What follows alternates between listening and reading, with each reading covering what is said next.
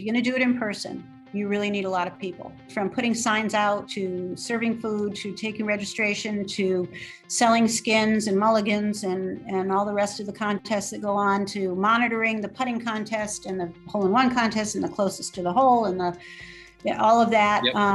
And a planning committee who are energetic and willing to do their part in promotion and in spreading the word and calling sponsors. And it's just really time heavy. Welcome to Fundraising Events. During each episode, we will chat with an influencer in the event industry who has been instrumental in helping nonprofits raise more funds. Our goal is to share helpful tips, tricks, and stories that will empower you to raise more with your future events. Now, a little bit about our sponsor. This episode is brought to you by GiveSignup, RunSignup, your fundraising event technology experts. Next time you have a fundraising event, try GiveSignup, RunSignup. Whether it's a run, walk, ride, golf tournament, gala, or fundraising campaign, raise more, save time easily with the GiveSignup, RunSignup nonprofit-focused platform. Get started for free today at givesignup.org. I'm Brian Jenkins, and I'm joined today by Helen, Kelley. Welcome to Fundraising Events. Thank you. Thank you for having me. Absolutely. So we usually start off with the easiest question, which is maybe you could tell us a little bit about yourself and the Finger Lakes Health Foundation. Okay. So I've been in fundraising for about 14 years.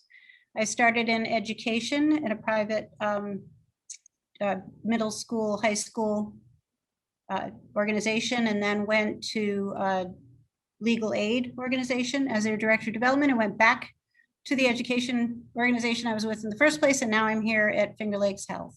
Been here about almost 3 years. So I'm kind of a bounce arounder, but I've gotten a lot of great experience in all my different positions at the different places. Sure.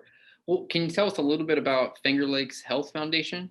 Yep. So Finger Lakes Health Foundation is the fundraising arm of Finger Lakes Health. Finger Lakes Health is a private, not-for-profit health system. We're in 4 counties. We have 2 hospitals, 4 long-term care facilities, a college of nursing and a college for LPN.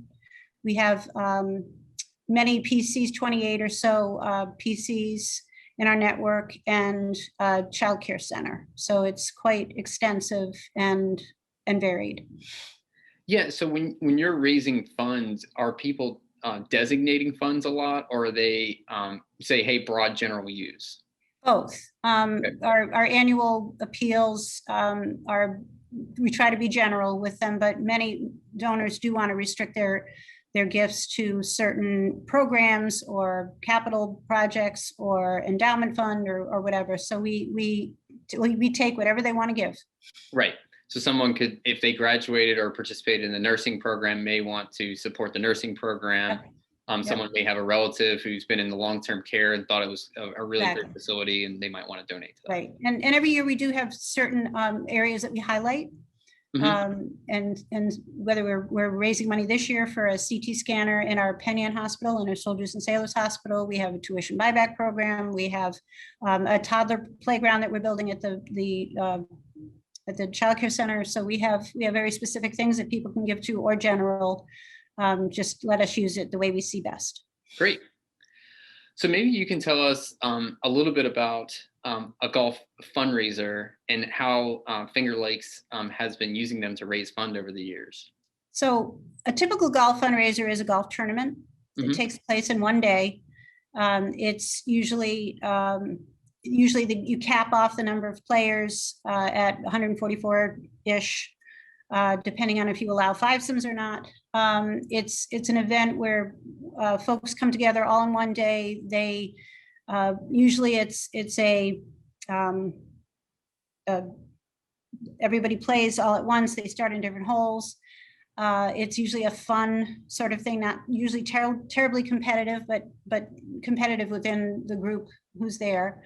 There are many ways of raising the money through participant fees, sponsorships, contests, raffles, very, very many ways. And usually it's, as I say, you start at noon, you end at 6, you have a lunch, you have a dinner, and you give out prizes. And that's typically what a golf tournament looks like. And we have, prior to me, and our organization, we have two main hospitals. And within those hospitals, we have cardiac rehab programs for cardiac patients who need exercise at different stages in their recovery.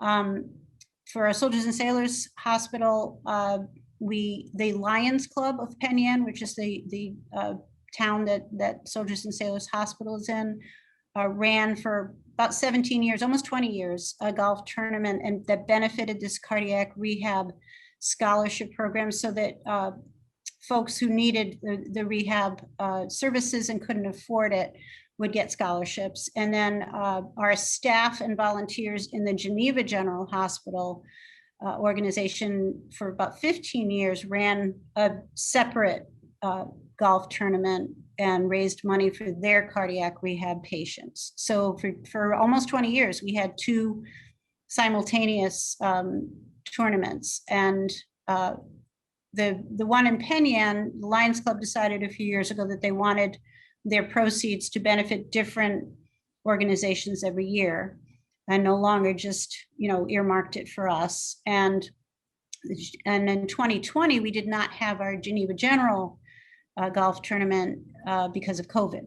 Mm-hmm. So typically those tournaments, they started off relatively small, $4,000 to $7,000 a year, and over the last several years, they've been bringing in about $15,000 for each program every year. Yeah.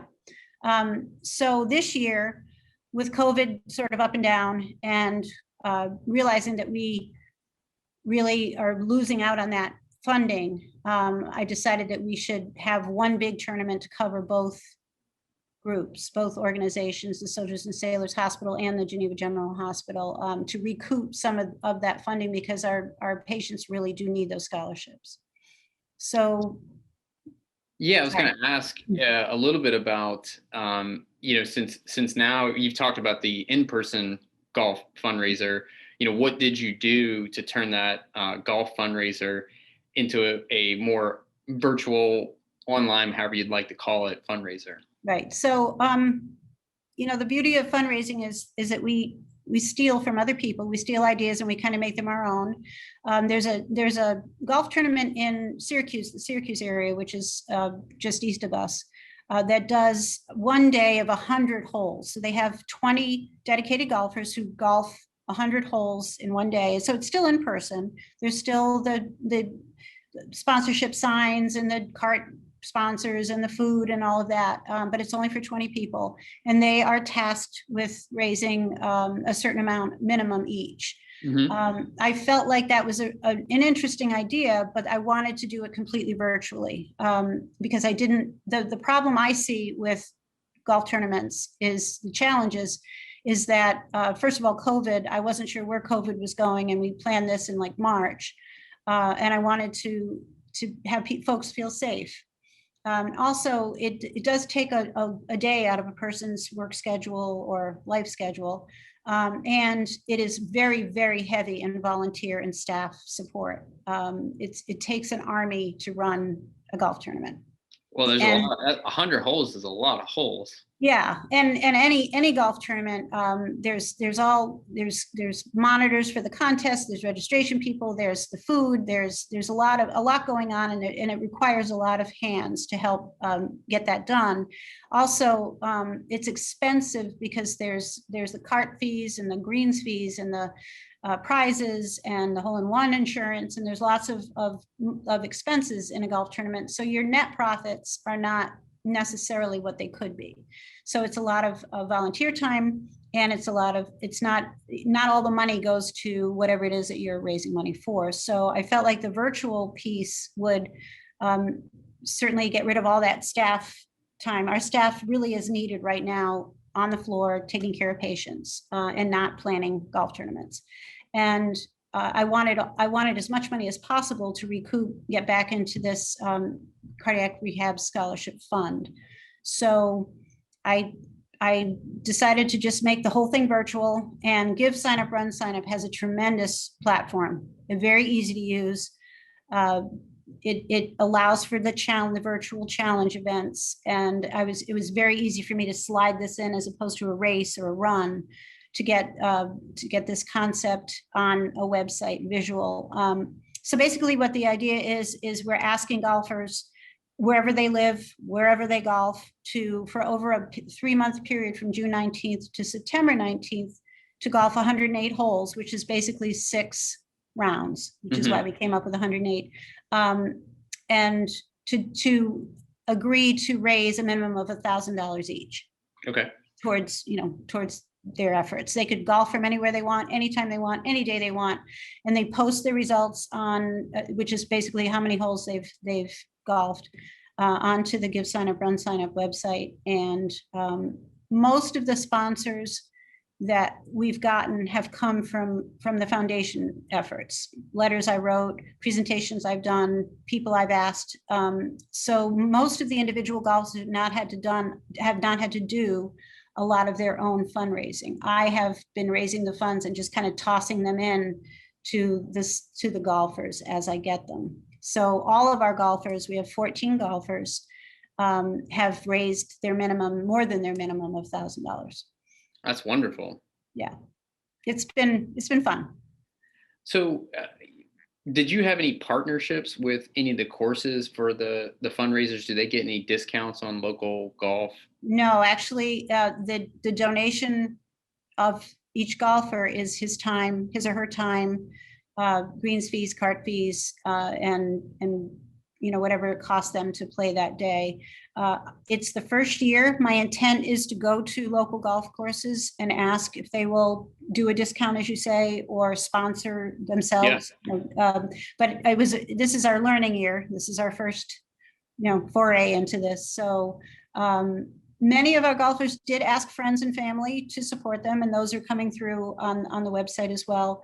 To date, we've raised more than $18,000 for our 14 golfers. So, and right out of the box, I did a presentation to our Finger Lakes Foundation board, and one of the board members immediately offered a $5,000 leaderboard sponsorship, and to sponsor 5 golfers right before the event, even before I even created any materials. So I think it's a great start.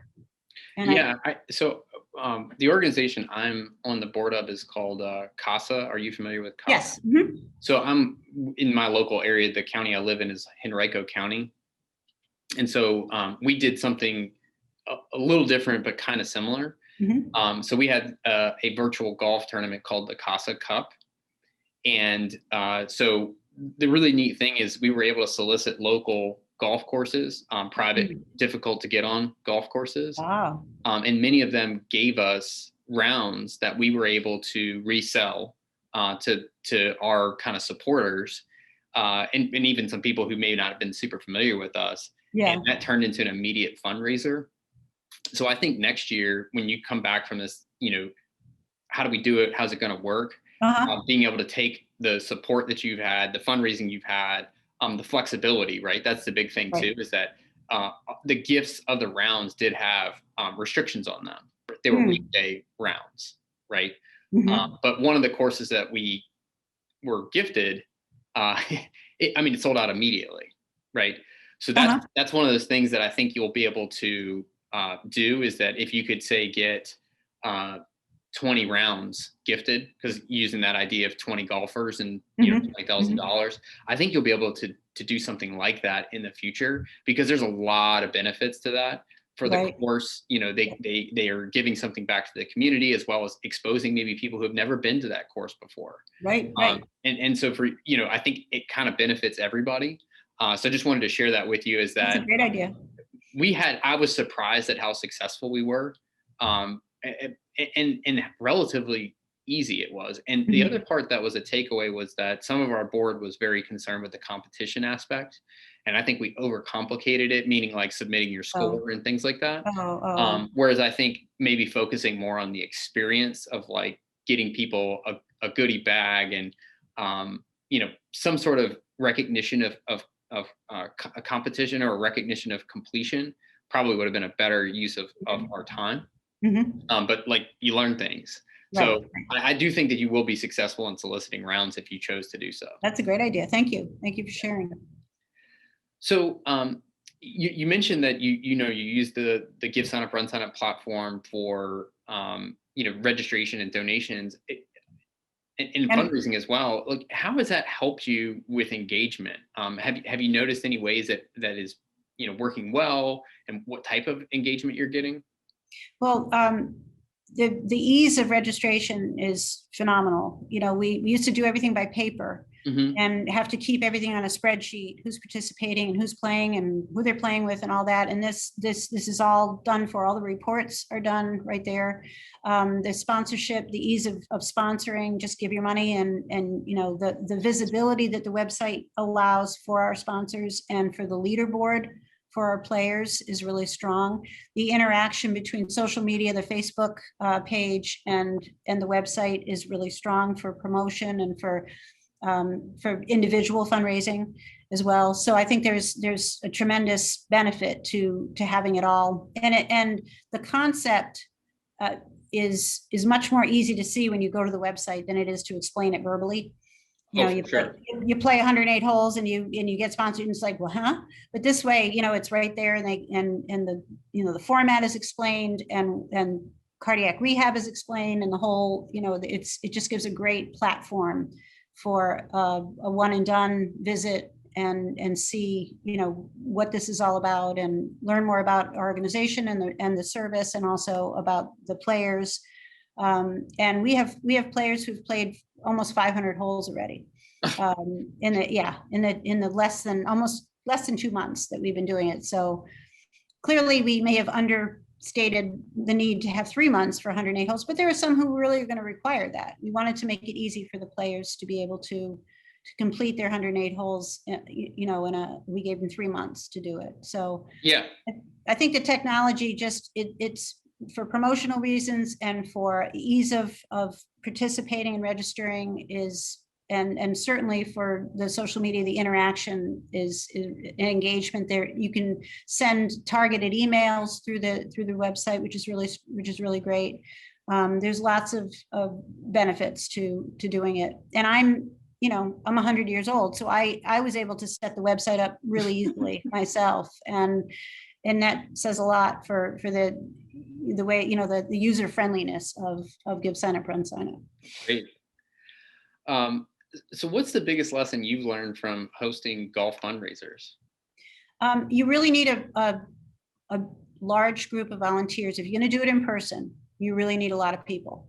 From putting signs out onto the course, to serving food, to taking registration, to selling skins and mulligans and all the rest of the contests that go on, to monitoring the putting contest and the hole-in-one contest and the closest to the hole and all of that. Yep. And a planning committee who are energetic and willing to do their part in promotion and in spreading the word and calling sponsors. And it's just really time heavy. If you want to do an in-person one, the benefit of an in-person one is that the people who play get to be engaged. They only take one day out of their life. They get to be with their buddies or their alumni friends or whoever they are. They get to be away from work for a day. There's, the social aspect is interesting, and people enjoy that. But as I said, it becomes a long day. Most go off at noonish and aren't done until, depending on how many people you have on your field, it can go for 6 or 7 hours, and that's a long day. And again, you need to be prepared to watch your expenses, the gifts that you give to your players, whether it's a ball or a tee or whatever it is. Get as many sponsors as you can for carts and for greens fees and for the contests and all that, just to make sure that you're making enough to make the effort worth it. Yeah. Yeah. Roughly how many volunteers did you have in your last in-person golf tournament? Probably 20. Okay. Yeah. So it's and maybe even more the day of, but it's an undertaking. And so if I was a new nonprofit, but I had, an audience, meaning I've done some fundraising and people know who I am, would you recommend doing an in-person golf tournament or maybe trying something virtual first? I think it depends on your community. Okay. What access you have to, if you're going to do a golf tournament, it needs to be a nice club or course, one that people are going to want to play on. And typically they're private, so you need to get them for a day, or a half a day. It depends on what the golf community is like. The beauty of the virtual one is we have golfers from many different parts of the state. They're not just from our local area, so they can play at their preferred courses, and we don't have to rely on the fact that we have enough good players or players who want to participate in our one area. We can grab them from all the different, as I said, we serve 4 counties. So it's nice that we can grab people from all over. And the fact that we're doing a combined fundraiser for 2 different hospitals in 2 different communities, the sponsors and the players get to choose which one they want to support. Whereas that's probably not as easy if you're going to do just the one, in person. It really depends. And if you can get enough planning committee people together and enough volunteers together, then you can go for an in-person one. But after having done, I've probably done 12 or 15 golf tournaments, and I was ready to just kind of do it this way. Yeah. I think you've touched, so we're at the point now where I call it the tear down. You're cleaning up an event. Nobody wants to do it. Right. You have to do it. Right. So I think you've actually touched on this question already, which is best piece of advice you've received in regards to events. Only do it if it's going to make money. That's a good one. We've actually had a lot of what you've touched on earlier. Our most common answer has been around, having a good team and delegation of work and having enough volunteers, which you had already touched on. Events are a lot of heavy lifting and not always worth the effort in terms of the net proceeds. Yeah. And if you feel like you've got the sponsors there, then it makes things work a lot better. But if you don't necessarily know you have sponsors who want the visibility of that type of event, it's a little bit more tenuous. Yes. Yep. So this one is we're down to the last 2. They're fun. Funniest thing you've seen in an event? A golf event? Any event.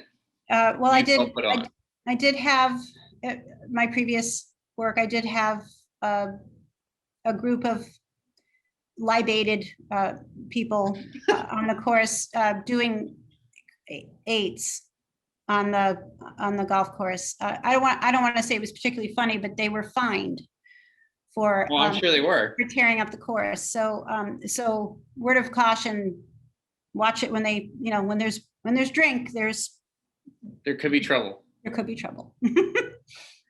So this last one is that, favorite event, and it can be any type of event. This would be an event that you would attend, not necessarily, and it could be a concert, it can be a baseball game, it could be anything that you might enjoy. I would say concert. I'm a singer. I sing in a chorus. Okay. And I really enjoy music. And I think that, especially outdoor concerts are the best. Any favorite artists that you've seen live? I saw Queen when Freddie Mercury was alive. And I could see that being very good. That was pretty cool. Yep. I actually just finished watching the film that they made about his life. Bohemian Rhapsody. Yeah. That was really good. It's very true to life, and he was larger than life. It was pretty amazing. Yeah. Well, Helen, that is all of our questions. So you can wipe your brow. It's over. All righty. To thank you for joining us and sharing all the insights and information you had. If somebody wanted to get in touch with you, what would be the best way to get in touch with you? They can email me at helen.kelley, Kelley, at flhealth.org. Great. Well, thank you so much. We are done. All righty. Thank you for having me. I appreciate it.